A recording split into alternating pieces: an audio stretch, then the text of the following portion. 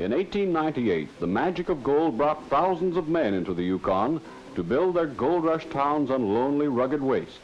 Ever since gold was struck in the late 1800s, mining has been the Yukon's biggest industry. While the territory's minerals legislation has evolved over time, some areas of the law are still reflective of the gold rush era. That includes the free entry system, which allows anyone to stake a claim on public land without needing prior permission from the government or Indigenous groups. The legislation is just so old that it needs to be modernized, especially in the face of our modern treaties and our final agreements. The Yukon government agrees it's time for change and has been working alongside First Nations to revamp its minerals legislation since 2021. The next milestone in the process, a legislative framework, was recently tabled by the government.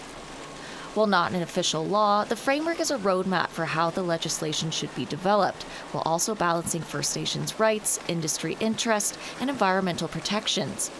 But Nacho Nayakdan says it can't support the framework in its current form.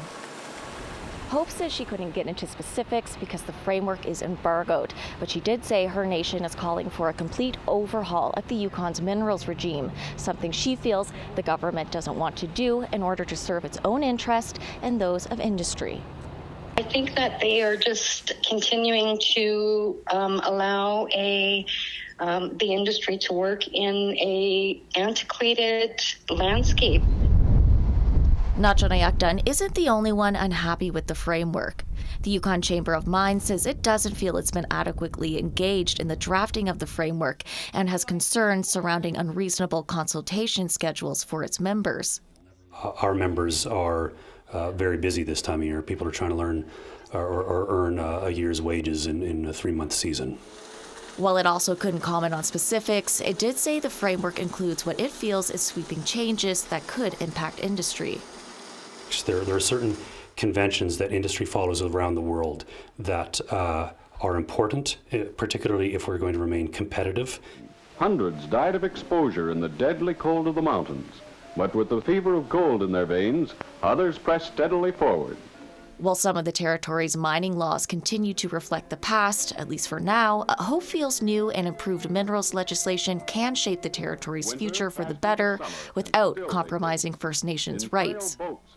We completely support responsible, sustainable mining that takes into consideration future generations. And that's what we need. The Yukon government said in a statement the framework is representative of different views and perspectives, something it believes will ultimately strengthen new minerals legislation. It said the next steps in the process will include policy development with continued engagement. Sarah Connors, APTN National News, Whitehorse.